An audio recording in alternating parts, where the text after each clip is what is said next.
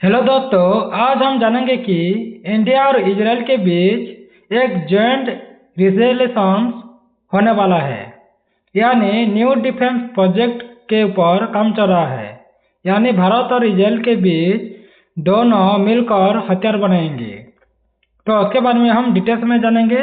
और यहाँ पर देख पा रहे होंगे, India Israel discuss expanding defence. Defence को कैसे एक्सपेंड करेंगे और इंडस्ट्रियल में भी कॉपरेशन करने की बात चल रही है। तो उसके बारे में हम डिटेल्स में जानते हैं। तो पहले इंट्रोडक्शन जान लेते हैं। तो भारत और इजराइल के बीच रक्षा सहयोग पिछले 3 दशकों में लगातार मजबूत होता जा रहा है। तो हाल ही में दोनों देशों ने संयुक्त रूप से नई रक्षा परियोजनाओं को यानी डिफेंस प्रोजेक्ट की पहचान करने और उन पर सहयोग बढ़ाने का निर्णय भी लिया है। तो इस पहल का उद्देश्य केवल हथियारों की खरीद बिक्री तक सीमित नहीं रहेगा, बल्कि भविष्य की सुरक्षा चुनौतियों का सामना करने के लिए भी एक मजबूत और टिकाऊ रक्षा समझौती यानी विकसित करने जा रहे हैं। तो दोनों देशों ने इस सहयोग को जॉइंट रेजुलेशंस अर्थात संयुक्त लचीलापन और सामरिक मजबूती का नाम भी दिया है। इसका अर्थ है कि भारत और इजराइल मिलकर ऐसे तकनीकों, प्रणालियों और क्षमताओं विकसित करेंगे जो युद्ध में, आतंकवाद में, साइबर हमलों पर, ड्रोन खतरों पर और अन्य आधुनिक सुरक्षा चुनौतियों के समय भी दोनों देशों को अधिक सुरक्षित बना सकता है। तो 21वीं सदी में युद्ध का स्वरूप तेजी से बदल रहा है। अब केवल सैनिकों और टैंकों की संख्या से युद्ध नहीं जीते जाते हैं, बल्कि तकनीक में कृत्रिम बुद्धिमत्ता पर, साइबर शक्ति पर, मिसाइल रक्षा पर और ड्रोन क्षमताओं भी उतनी ही महत्वपूर्ण हो गया है। तो ऐसे समय में भारत और इजराइल का सहयोग दोनों देशों की सुरक्षा रणनीति के लिए भी अत्यंत महत्वपूर्ण माना जा रहा है। तो भारत और इजराइल संबंधों का ऐतिहासिक विकास भी जान लेते हैं। तो भारत ने 1992 में इजराइल के साथ पूर्ण राजनीतिक संबंध स्थापित किए थे। उससे पहले भारत की पश्चिम एशिया नीति मुख्य रूप से फिलिस्तीन समर्थक ही रही थी। लेकिन शीत युद्ध की समाप्ति और बदलते वैश्विक परिदृश्य के बाद भारत ने इजराइल के साथ संबंधों को नए स्तर पर ले जाना शुरू कर दिया था। 1999 में कारगिल युद्ध के दौरान इजराइल ने भारत को महत्वपूर्ण सैन्य सहायता प्रदान की थी। इसके बाद दोनों देशों के बीच विश्वास और सहयोग में तेजी से आई। भारत ने इजराइल से रडार, निगरानी करने की उपकरण, ड्रोन, मिसाइल और इलेक्ट्रॉनिक युद्ध प्रणाली भी खरीदी है। तो समय के साथ यह संबंध केवल आयात तक सीमित नहीं रहेगा। दोनों देशों ने संयुक्त अनुसंधान, विकास और उत्पादन की दिशा में भी कदम बढ़ाए हैं। आज भारत और इजराइल के बीच रक्षा सहयोग रणनीतिक साझेदारी का महत्वपूर्ण स्तंभ बन चुका है। तो जॉइंट रेजिलियंस की अवधारणा और महत्व के बारे में जान लेते हैं।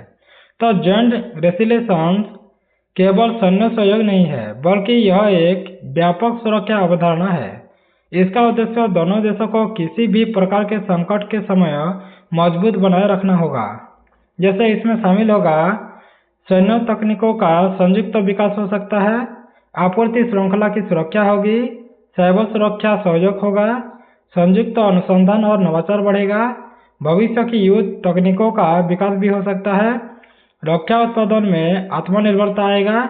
आज दुनिया में कई युद्ध और संघर्षों ने दिखाया है कि केवल हथियारों का भंडार पर्याप्त नहीं है। यदि युद्ध के समय आपूर्ति श्रृंखला टूट जाए तो संचार प्रणाली पर साइबर हमला हो जाता है, या दुश्मन ड्रोन झुंडों का उपयोग करे तो पारंपरिक सैन्य शक्ति भी कमजोर पड़ सकता है।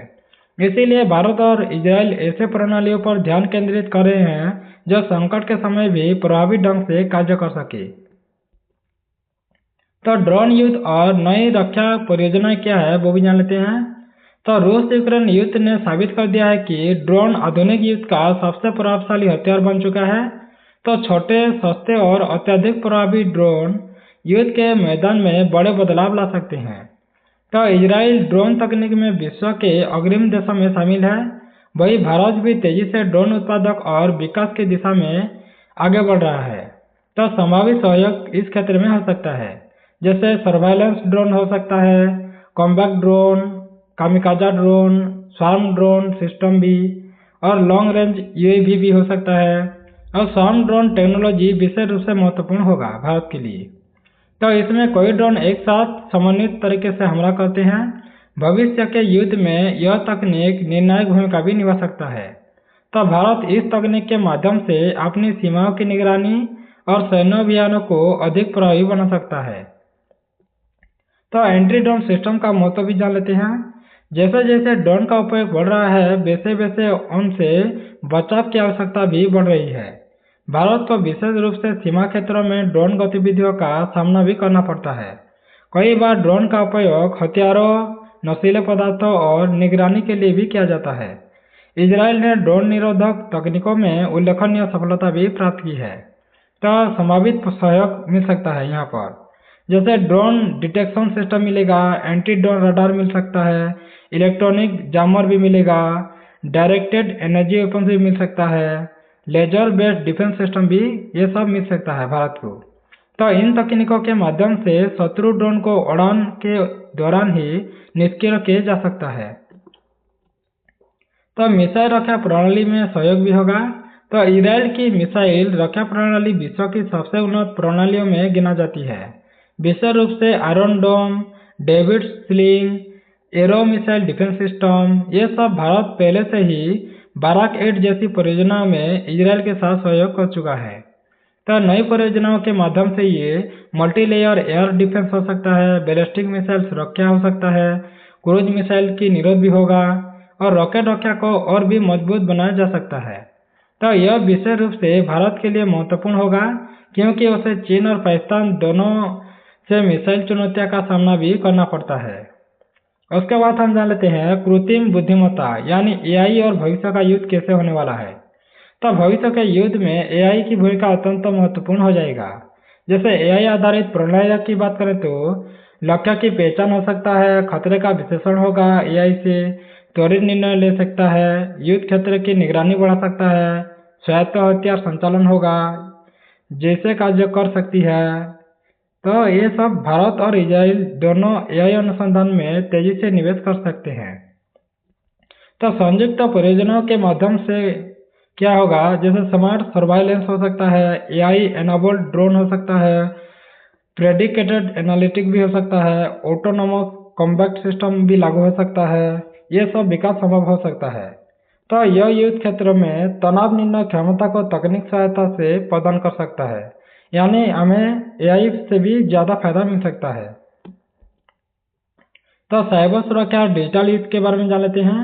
तो आज साइबर हमले किसी देश की अर्थव्यवस्था, सेना और प्रशासन को गंभीर रूप से प्रभावित भी कर सकते हैं। तो साइबर युद्ध के संभावित लक्ष्य की बात करें तो बिजली ग्रिड की साइबर युद्ध हो सकता है, यानी बिजली ग्रिड पर साइबर हो सकता है, बैंकिंग नेटवर्क, संचार प्रणाली, सैन्य नेटवर्क, परिवहन अवसंरचना, और इजराइल साइबर सुरक्षा में भी विश्व के अग्रणी देशों में से एक है, इसीलिए हमें बहुत फायदा होगा भारत को। तो इस पर सब में साइबर युद्ध हो सकता है, जैसे कहा बिजली ग्रिड, बैंकिंग नेटवर्क, संचार प्रणाली, सैन्य नेटवर्क, यहाँ सब में हो सकता है। तो भारत और इजराइल के बीच सहयोग निम्न क्षेत्र में बढ़ सकता है, जैसे साइबर थ्रेट इंटेलिजेंस में होगा, क्रिटिकल इंफ्रास्ट्रक्चर सिक्योरिटी हो सकता है, मिलिट्री साइबर डिफेंस में, साइबर ट्रेनिंग प्रोग्राम में, सिक्योरिटी कम्युनिकेशन सिस्टम में। इस सब में सहयोग दोनों देशों की डिजिटल सुरक्षा को मजबूत भी करेगा। तो मेक इन इंडिया और आत्मनिर्भर भारत की बात भी आता है। तो भारत की रक्षा नीति अब केवल आयात पर निर्भर नहीं रहेगा चाहती है। तो सरकार का लक्ष्य है कि रक्षा उत्पादन को बढ़ावा देना चाहता है, विदेशी निर्भरता को कम करना चाहता है, घरेलू उद्योग को बढ़ावा देना चाहता है।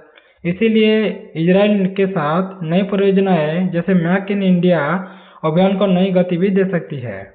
यहाँ पर मुख्य लाभ क्या होगा, जैसे तकनीक हस्तांतरण होगा, संयुक्त उत्पादन हो सकता है, स्थानीय रोजगार मिलेगा, रक्षा निर्माण में वृद्धि भी आएगी। तो इससे भारत की आत्मनिर्भरता मजबूत होगी। तो भारतीय रक्षा उद्योग के लिए अवसर भी मिलेगा। तो भारत का रक्षा उद्योग तेजी से विकसित हो रहा है, तो सार्वजनिक और निजी क्षेत्र की कंपनियों में बहुत फायदा होगा, जैसे मिसाइल में ड्रोन, रडार, इलेक्ट्रॉनिक, रक्षा सॉफ्टवेयर जैसे क्षेत्रों में कार्य भी कर रहा है। तो इजराइल के साथ सहयोग से क्या होगा, नई तकनीकों तक पहुंच पाएगा, वैश्विक बाजारों में अवसर मिलेगा, अनुसंधान क्षमता में वृद्धि होगी और नवाचार को प्रोत्साहन भी मिल सकता है। तो यह भारत को रक्षा निर्यातक बनाने की दिशा में भी महत्वपूर्ण कदम हो सकता है, यानी हमें रक्षा आयातक से रक्षा निर्यातक तक पहुंचा सकता है। तो क्षेत्रीय और वैश्विक रणनीतिक प्रभाव भी जान लेते हैं। तो भारत और इजराइल दोनों जटिल सुरक्षा वातावरण में स्थित है। तो भारत की चुनौतियां भी होता है, जैसे चीन के साथ सीमा विवाद तो लगा ही रहता है। उसके बाद पाकिस्तान प्रायोजित आतंकवाद भी है और हिंद महासागर क्षेत्र की सुरक्षा भी करना है। तो ये सब चुनौतियां हैं भारत के खिलाफ, जैसे चीन, पाकिस्तान और हिंदी महासागर क्षेत्र की सुरक्षा। तो इजराइल की चुनौतियां भी है, जैसे क्षेत्रीय संघर्ष बढ़ रहा है, मिसाइल खतरे बढ़ रहा है, आतंकवादी संगठन भी ज्यादा हो रहा है और दोनों देशों के अनुभव और तकनीक क्षमताएं एक दूसरे से काफी मिलती जुलती भी है।